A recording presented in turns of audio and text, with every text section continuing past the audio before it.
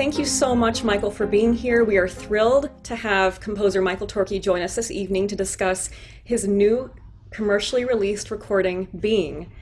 An acclaimed composer and Pulitzer Prize finalist, his pieces have been commissioned by prestigious organizations including the Metropolitan Opera, the Walt Disney Company, the New York Philharmonic, and countless others. Michael will introduce his piece, and then Zoe Conrad will take over and ask him some questions before we open it up to a general Q&A. So Michael. Great. Thank you, Jennifer. And thanks everyone for tuning in.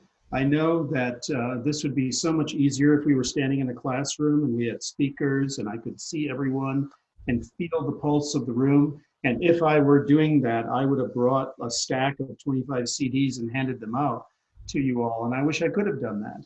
But anyway, thanks for dealing with these limitations, and I'll do the best I can to make myself clear. So yes, I'm aware that many of you have listened to this already as part of the preparation, but I wanted to make sure that at least the first movement was fresh in your ears before I just told a few of my compositional ideas. And then we can, after I go through that, we can then talk about more general things of what I was thinking about in writing the piece. So let's start with just listening to the part one.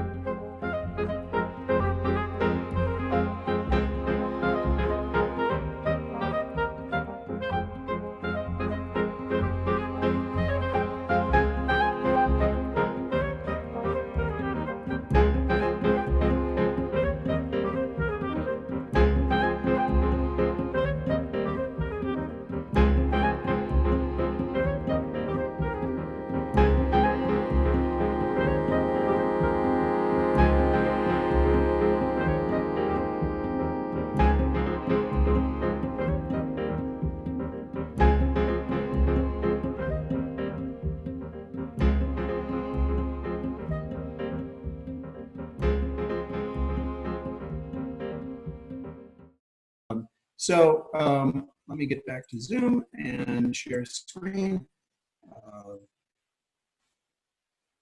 Okay, so first of all, I wanted to talk just about like some of the materials that I'm using. So anyway, it might strike some listeners who know some of my other music that from the very outset of the opening bars that we're in a minor key. I gave a talk at Yale, and at the during the Q&A, the student raised his hand and said, "Every piece that you've ever written is in a major key. You know, why are you so happy?" And I said, "Well, my music might be happy. I certainly am not as a human being." And I said, "Well, I'm working on a piece coming up." And I spoke a little bit about being, and a lot of it is in the minor mode. So imagine starting with an F minor chord like that, and then cycling through. But also it struck another friend of mine that in terms of like the harmonies that I used, you couldn't get more prosaic or generic, or even in terms of like pop harmonies, if you want, I want to even talk about that. It's so run of the mill. I mean, imagine thinking that there's any kind of meaning from going to F minor to D flat 7 and then E flat sus. My belief, though, that those chords work is the fact that they all share the soprano note. So that this C up here is shared with the second chord, and it's there on the third chord. And you might say, well, so what? But that gives you the opportunity to have instruments that are holding that C all the way through, and it forms a kind of an acoustic glue and also a kind of unity that these three chords all belong to each other. So then when I wanted to bring in new chords, there's this kind of theory that I use in writing music to always do something different, which is actually the same. In other words, all right, we need some new chords. Should I think of 3 new chords? No, do the easiest thing that makes it the same, but different. Just transpose it up, you know? So what if you did it here in A flat? Well, you would get, that would be your F minor 7, and then you would get that, what I would call very traditional inverted 5/7 chord, which I didn't like. So I thought, well, why not do that kind of leap the other way around? Add this sus, and then go to C minor 7 and resolve it to that kind of a sus B flat sus chord. Again, you have this thing of the E flat being in common, which holds these 3 things together. And then there's a third place in the third part of part 1 where I go into yet another harmonic progression. Here, I'm on the, I guess this would be the 6th scale degree in D flat, and I go up to here, and then I use the passing tone, which I love that chord, because then that just falls right back into that. And again, you have an A flat soprano note that's in common, so you have the opportunity to have notes that ride that whole sustain out. So that's the harmonic vocabulary. Now, if you look at the slide there, you see what's happening in the melodic stuff. This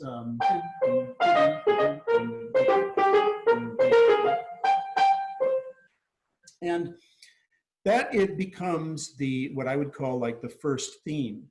So when it's time for a second theme, what are the possibilities? Well, when you, and of course this won't advance, so I'm going to do this. When you get to circle 2, you hear this figure, which strikes my ear as being like completely new. It's in a new tessitura. We're kind of on a journey. We're going to some new place. But if you analyze what's really going on, look at how on the third screen, how the rhythm lines up. In other words, the new material in what I call the second theme is just removing notes of the first theme. If you can see my mouse, removing these 2 notes and those 2 notes, that you see how these rhythms are exactly the same. And then in beat 2 of the third bar, I remove those notes. Beat a one of the fourth bar, I remove those notes. That's exactly the same rhythm. All it is it's transposed up a fourth with some subtle changes. I think you can see that. So when the ear hears that, you think, oh, new idea. It actually is the same, I would call it almost identical to the first idea. So there is the kind of economy of means by just having one idea presented in different ways. But then I did one step further. I put that second theme a bar later. And then those notes came from using 18th century counterpoint and in a certain way, even species counterpoint, to make sure that the pitches are all behaving according to the laws of species counterpoint. So listen to how they sound together.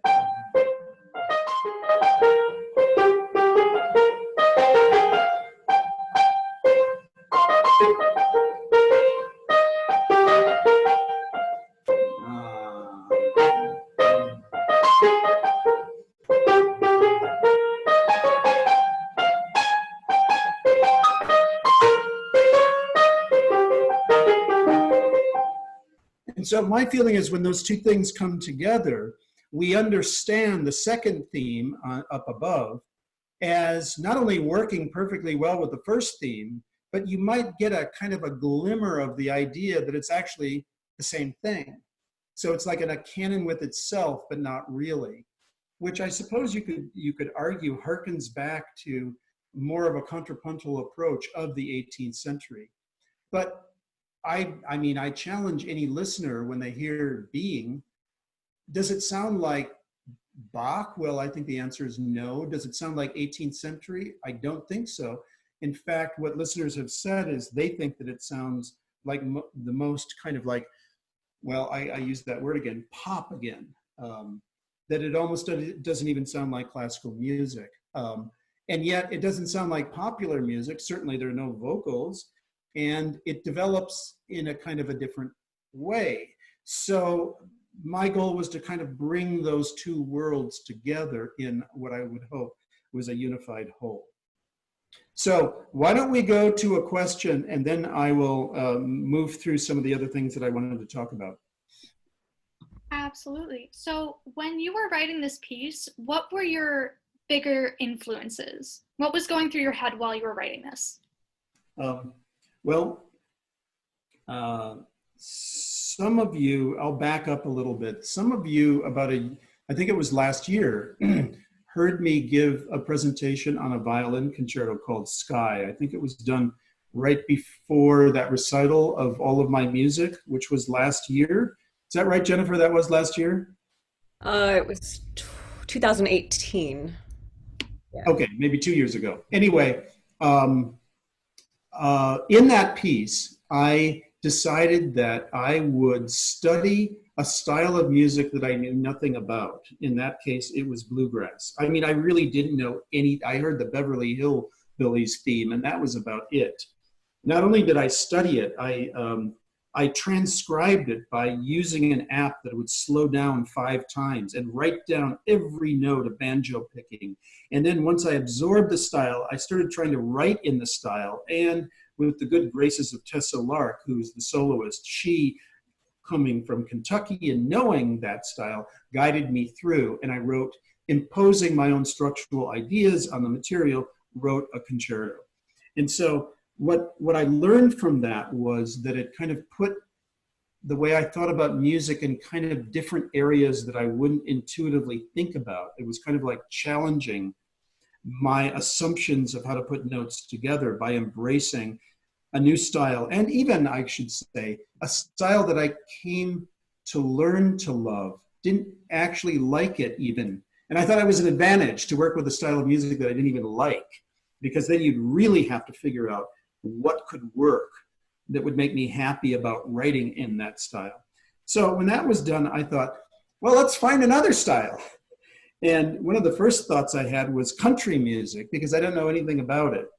And I'm going to save that for the future. That's going to be the ultimate thing, because whenever I bring up country, probably all country music fans out there, I find that with classical people, when I bring up country music, that, you know, the barf bag, it has to be within arm's length. Everyone just seems to be so. I think country music is great, and it certainly is very popular. But I stumbled on the internet to these mixes that probably like pimply-faced 14-year-old boys do their homework to at night. You know, these 2-hour mixes of what, it's a branch of EDM called progressive house. And I started listening and thinking, well, these rhythms are really interesting, and it comes out of house, which has developed over decades of time. It's one particular branch that is slightly more melodic. Some people even call it melodic progressive. And it's mixed really well, so it's almost like comfort food to the ear. And again, I began to study it. I began to transcribe it. I learned the language. I started trying to write in it. And then the last step was imposing my own contrapuntal ideas and formal ideas to write a piece. And again, I felt it was an exercise that would help clear the cobwebs. We all fall into habits. Even as creative people, we're always saying, we like the new, and yet we do the same old thing, you know? The same old turns of phrases, the same melodies we come back to. And as you advance in age, you get even more habitual in the way that you approach life. And I want to really fight against that. And so that was the setup for writing this piece.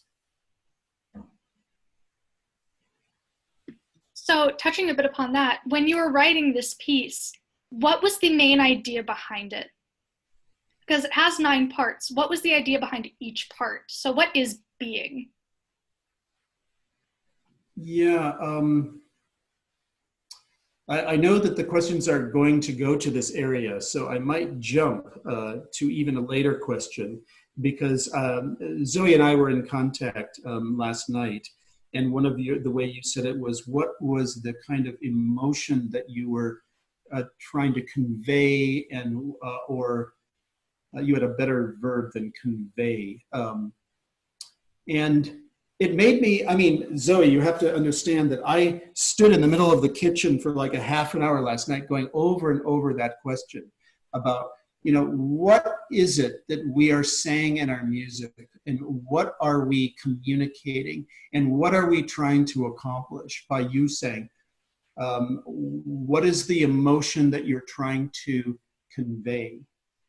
And I guess maybe that's a really challenging question, because I wanted to say, I'm not thinking of anything. I'm not trying to convey anything. And then I thought, but that's patently false, because my experience with music comes 100% from the emotional experience of what I'm listening to. I listen to music, tears coming down my eyes. I'm exhilarated. I'm like a person of like bipolar disease or something. I get so worked up about music. My relationship to music is emotional. That's all there is to it. And yet when I'm composing, I never think about emotion, ever. And so I was thinking, well, how can that be? That sounds like a contradiction. And so I thought of this analogy, and you guys can agree with me or not. I just went to the dentist the other day. Yeah, who likes to go to the dentist? Well, there I was in the chair, and he did this very aggressive, almost sadistic cleaning. I mean, I could have shot him. Why does it have to be so sadistic? And when he was done, if he had said to me, if I had asked him when he was all done, well, Dr. Licata, what kinds of emotions were you conveying in your cleaning? He would have, of course, said, well, that's absurd. This has nothing to do with emotions. And yet, when I left the dentist's office, when he told me that my teeth were in good shape, I was filled with emotion. And in fact, it was kind of like the emotion, all the emotions leading up to the going to the dentist and coming away. It was one of the most dramatic, 36 hours of my life.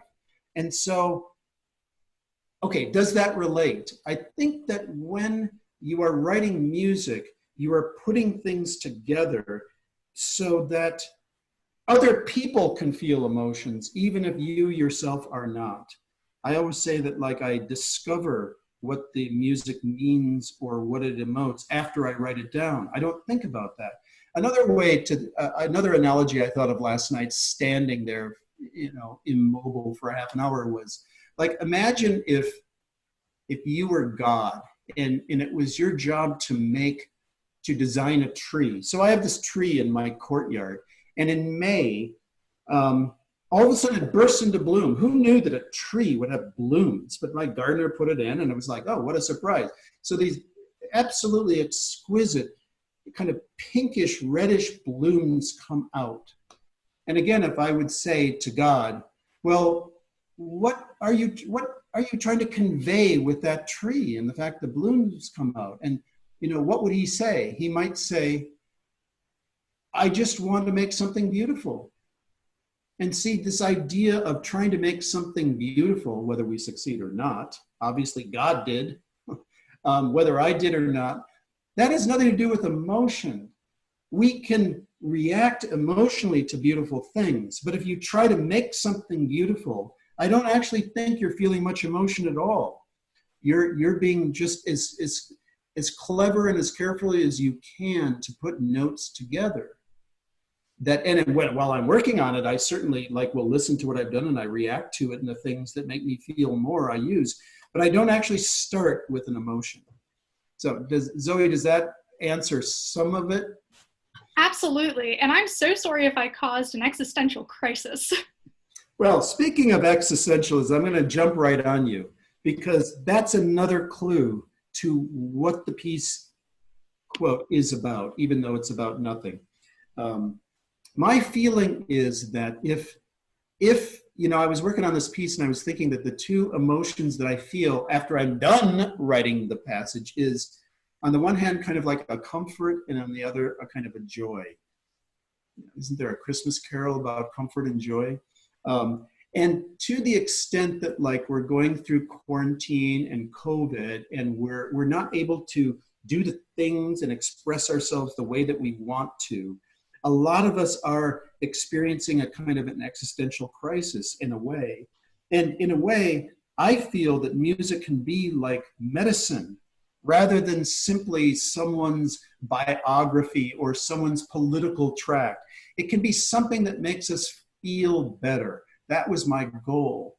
And in some small kind of weird tangential way, that if this music has anything to do with an existential feeling, I thought about the two most important books in the literature written on existentialism in the 20th century. You have Heidegger's Being and Time, and you have Sartre's Being and Nothingness.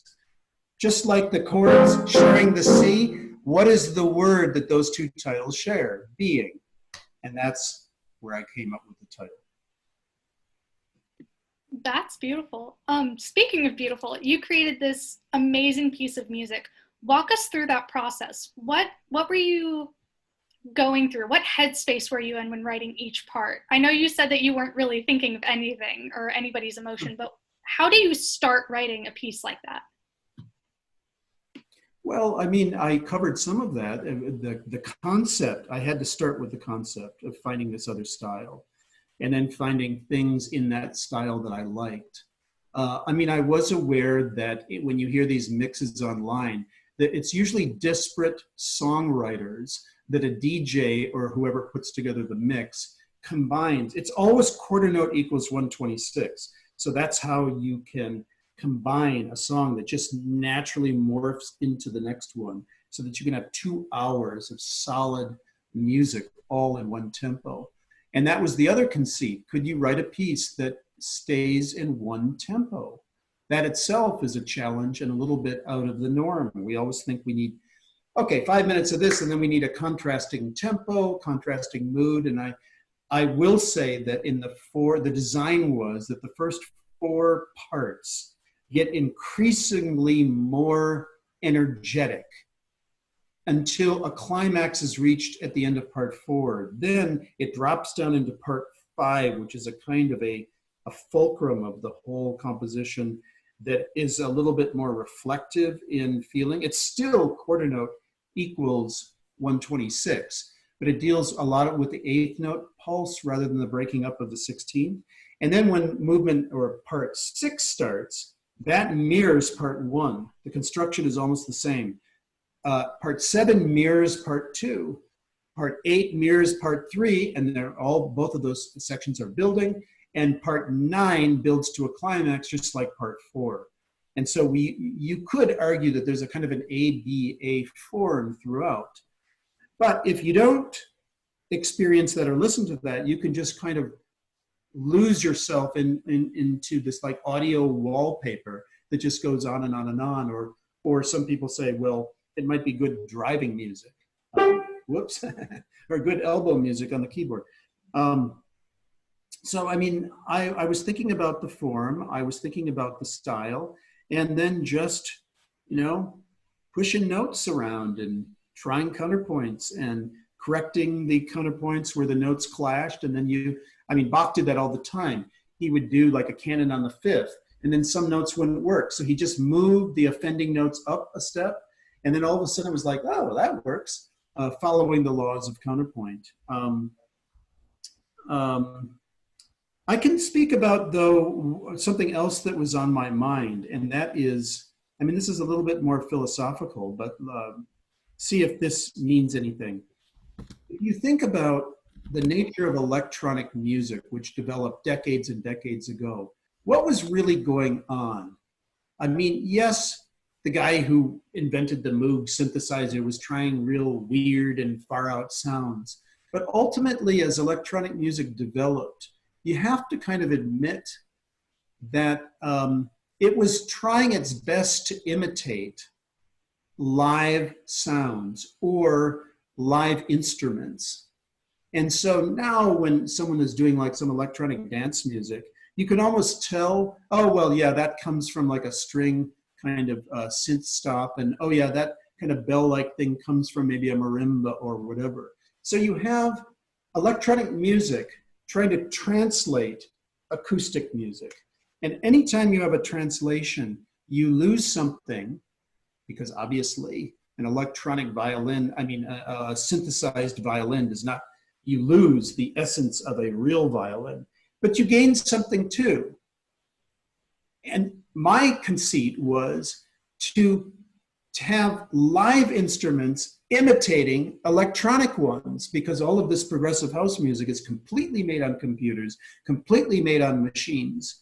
What would it be like if you had an oboe and a clarinet and a flute imitating these kind of electronic sounds? So again, it's a translation. You lose something, but then you gain something else. Maybe all that you gain is a kind of a mistranslation. So you don't come full circle to go like in Monopoly all the way to start. You actually end up somewhere else. And in those translations, I think is where my friend Todd Levin would say that's where the art is, and the interstices between those two things, which I thought was a really beautiful way that he put it. And I think that even though that sounds really theoretical, and maybe it is, and maybe the theory holds no water, but at least it got me excited about the materials in these translations. I can also say that there was another thing going on, and that is this idea of musical misunderstanding. Because when I was done and listened to this, I thought, this has nothing to do with house music. Come on. Even though the little bit we played had those interruptions, it doesn't sound like house music at all. Where's the booming, boom, boom, boom, boom, and all the percussion and all that? And in a sense, by the study, I didn't learn the style. I actually got it wrong. I misunderstood. And going all the way back to the bluegrass exercise with Sky, there, I think I misunderstood bluegrass just as much. But the end result made listeners think about the model bluegrass. They all said they could hear it, or the Irish influence. But in this piece, I think that I kind of got so far beyond the model, or so far in my complete non-understanding of the style. I really think that house music works when you have just one chord going on for like 10 minutes. Why do I keep changing chords? That's totally wrong in the style. But in that misunderstanding, something else comes out of it. And I have a friend who says you should never mention progressive house again whenever you introduce this music, because it has nothing to do with it. And I said, well, then what do you think Bing has to do with it? And my friend Beth said, this music has to do with itself. That's all you can say. And I thought that was kind of, maybe it's not a cop-out, it's kind of poetic in a way, that it just refers to itself. So you took something totally electronic, totally unpersonable, and then you made it into something relatable to humans. It's not just electronic. This is social. This is music. Yeah, this is all about acoustic instruments trying to do these rhythms that only machines could do, because the intricacies of the grooves and the beats are kind of hard for human beings to do. So that's the challenge. And also that we're not used to hearing these kind of clave West African rhythms that are done so well with house and progressive house music being done with, notice that there's no percussion going on. I took out all of the percussion, all of the beats, everything was assigned. Anything where there would be a beat, I'd like give it to a string instrument, or I'd give it to, I did use marimbas, you could argue that is percussion, but it's tuned percussion. There are no drums at all. And so that was the other challenge. And in that translation, something very different came out the other end. Well, getting a little more personable, I'd like to open the floor up to questions. Diego would like to go first. Thank you, Michael, for talking to us about being. I have enjoyed very much the piece, but I have a question about the slide that you showed us at the beginning. When you show us the theme in F minor, and then we make the association, that's like a first character that appears, and then you show us how you created the second by removing some things in between. And then in the third slide, I think you shifted that a little bit to the right and made the counterpoint, right? Yes.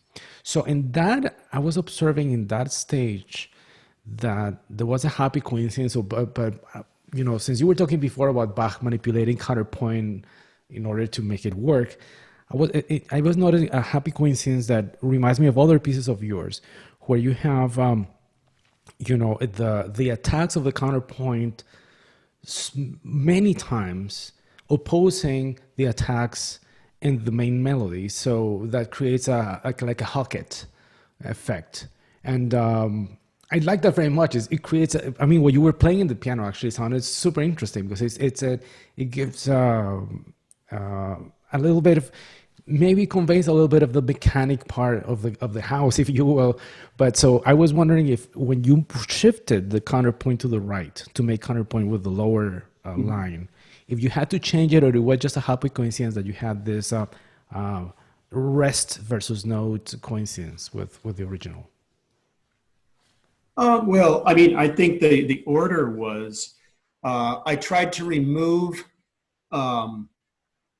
just the right amount of rests so that there would be a feeling of gestalt and newness in the leftover notes. And I even thought about having the canon be at the unison, but then I also said, well, let's just try it up a step. Oh, that doesn't work. Let's try it up a third. It's sort of good. Well, let's try it up a fourth. That works, but there are all these wrong notes, but that's kind of interesting. So then I corrected the wrong notes up the fourth, and then that's what I settled with. And I think I tried it like a bar later, a bar earlier. I just kind of shifted. That's what you do when you're kind of working with the clay. You just try this, try that, try all the filaments for the light bulb until on the 2000th time you find something that works. It was kind of a little bit of that. But I think that the main focus was in removing the rest to come up with something new but the same. There had to be like the maximum identity of that idea. And so if you move too many rests, you don't have anything. If you remove too few rests, it sounds too much like the original. So there's that kind of happy medium that you're shooting for. Thank you. Thank you, Diego. Next question. Logan. Hi. You were talking about that sort of like bigger form and that meta structure. I want to start off by saying that I knew exactly what was going on the whole time. So hearing you talk about it and stuff, like it was very, you telling that story was very familiar and it translated very well to the audience.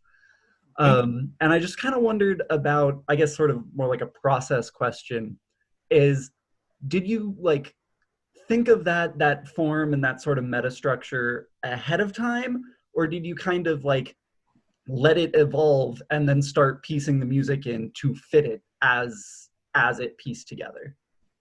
Yeah, I had a teacher who once said that when you're working on a piece, it's sort of like you're at the ground level and you're also in the airplane looking down. So it's the background kind of overall meta thing and the details, and sometimes even the mid range, all working together.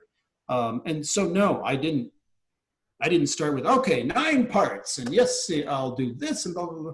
In fact, it was really slogging through the foggy slush of what I wanted to do. I just started gathering ideas, and the order of the movements kept changing. And the first one that we hear in Being was actually called movement number 3.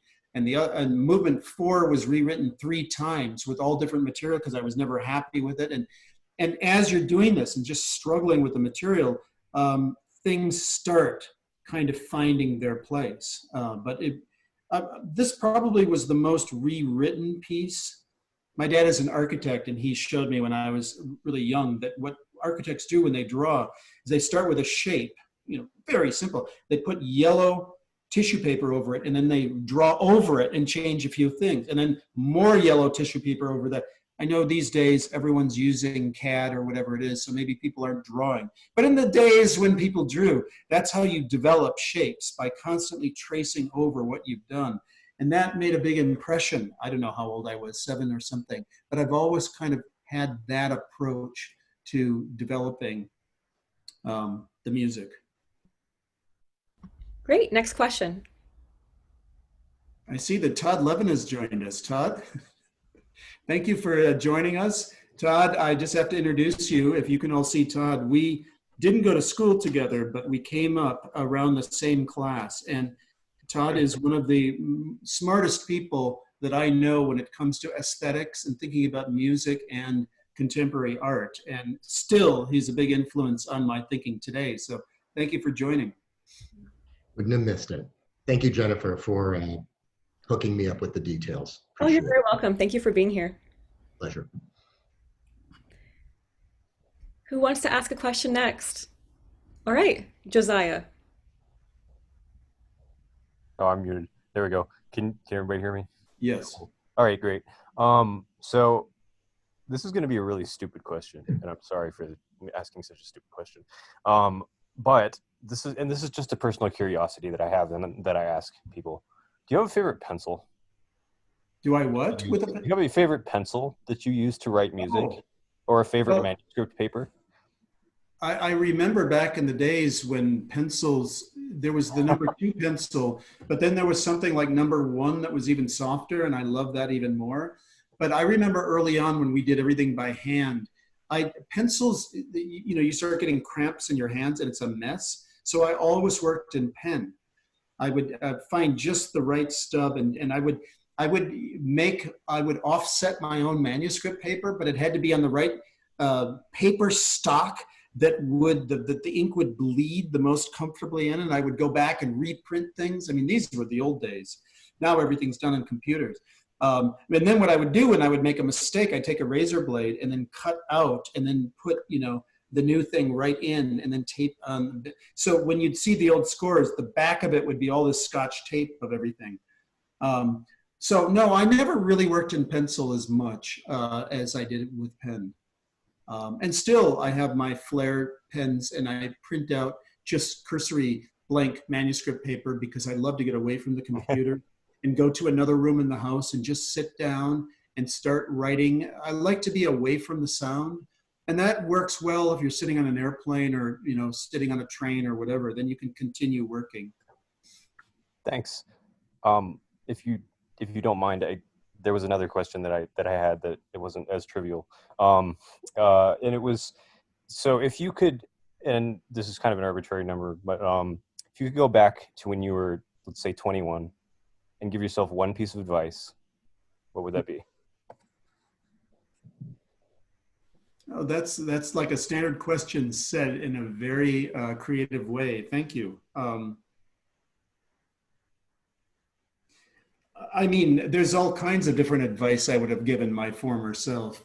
One that has nothing even to do with our work is, you know, how they say youth is wasted on the young. Enjoy yourself even more. I was always too serious, always like, you know, career, work, work, work. And then, you know, you work your whole life and then you get to the end and you drop dead. The idea of being able to enjoy things as they're happening, I think, is something you learn over time. And I wish I could have learned that earlier. That sounds like a regret. I'm just saying my advice would have been to try to enjoy yourself more.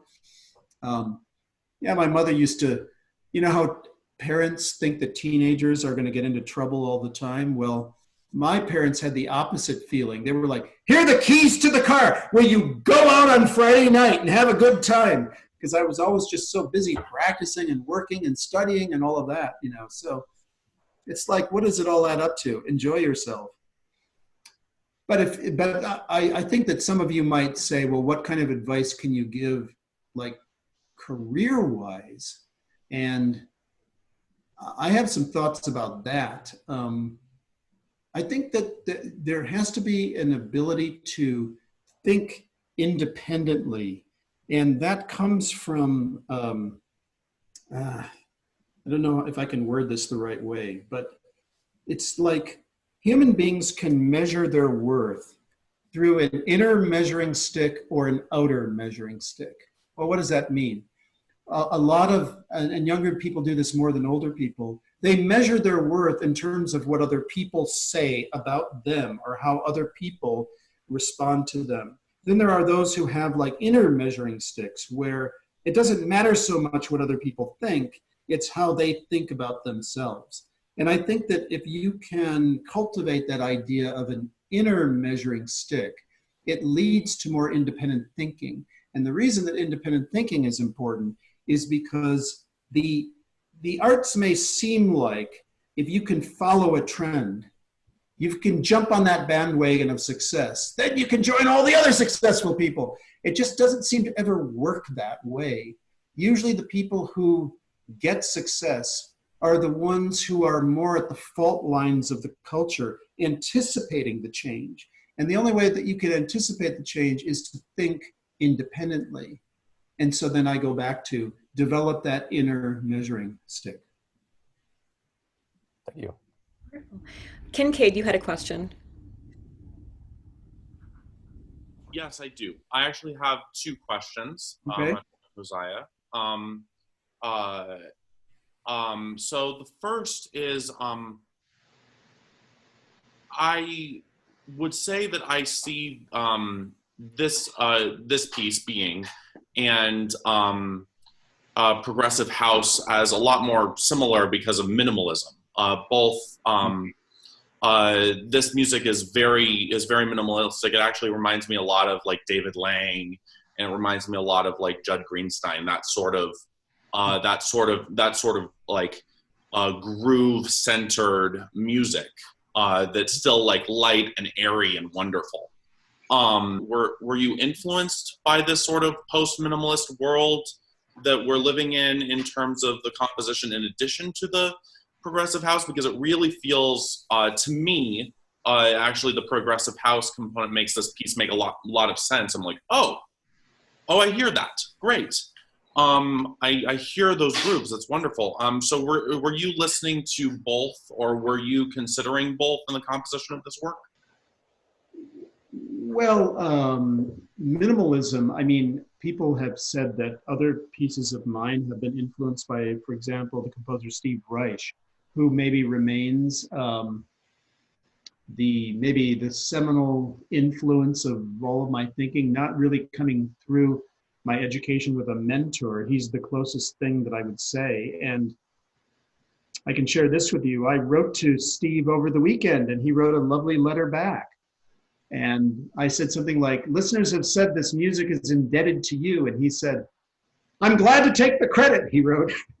And he was very supportive and said, this is a new piece in your development, just like Four Proverbs. And he's always been very lovely in his support and enthusiasm, which I'm grateful. I have to say that when I was going through some of the earlier tracks of so-called progressive house, especially when the upper register melodies would get going, I was thinking, that's a total rip-off of Steve Reich. All these Japanese artists, they got it from Steve. And maybe they did. And I think it's kind of cool if they did. They might not have. I mean, everything informs everything, and you can't really trace any of the DNA back that accurately. But I thought, that was my way kind of understanding it, that I heard Reich's music in this progressive house. That was my kind of way in. I have to say, so in the sense of listening to both, well, Reich has always been in my brain, and then the new was the progressive house. So yes, I guess is the answer. Cool. Sorry. I had another answer to Kincaid Raps because I have seen your name, Michael. I don't know you're aware of this, but in Koska textbook as a post-minimalist, I think. That has been written. Yeah. So I was going to ask Kincaid. Well, according to Koska, Michael Torkey is a post-minimalist, right? Or at least he was until certain. Yeah. So I'm listening to myself. Right. I don't think that's what you meant, Kincaid. But I mean, remember I was talking about misunderstanding. I can share this with you because we're doing a seminar. One of the main goals I set out was to kind of develop a dialogue with 18 musicians. I love the fact that piece is, I think it's 51 minutes long, and it starts and stops, and there's basically one idea. There's the African drumming rhythm idea, da da da da da da da da, that thing, and the pulse idea, da da da da da da. And he writes a 51-minute composition on basically those two ideas, which I think are one idea. And so here I am working on this 43-minute piece. And when it's done, I listen to it and I think, well, I failed miserably because it's in 9 parts. There's 9 ideas. I cheated. Like here, Reich, the master, does one idea, and it took me 9 ideas. And I didn't even get to 51 minutes. I had to stop at 43. And so I said, well, throw that out. The next piece, I'm going to try just one idea, and I'll probably fail miserably at that too. So in that sense, I think that Reich was maybe even more of an influence than I'm giving credit for in this piece. So that, Kincaid, you're right in saying, are you listening to both sides of this? Cool. So my other question, I'm sorry, was, so if you were programming this work being on a concert with other works, what works would you choose to pair with your music? I don't know. I mean, that's not a bad question because I've had the wonderful experience of a conductor saying, we want to program this piece we're commissioning and we want you to build the program around it. So tell us what you're writing and then what would work well. And I was thinking, wow, I can help build a symphony concert. And I told him about a Bach suite I really liked, and then he programmed it. And then we talked about another piece, and that was kind of fun. But I don't know, I think that the idea of building an evening program comes from a different part of like arts management and arts expression. I'm just here trying to write a piece, you know. I know that like songwriters and rock performers build their set list and jazz performers, and so I'm not putting that down, but I don't know.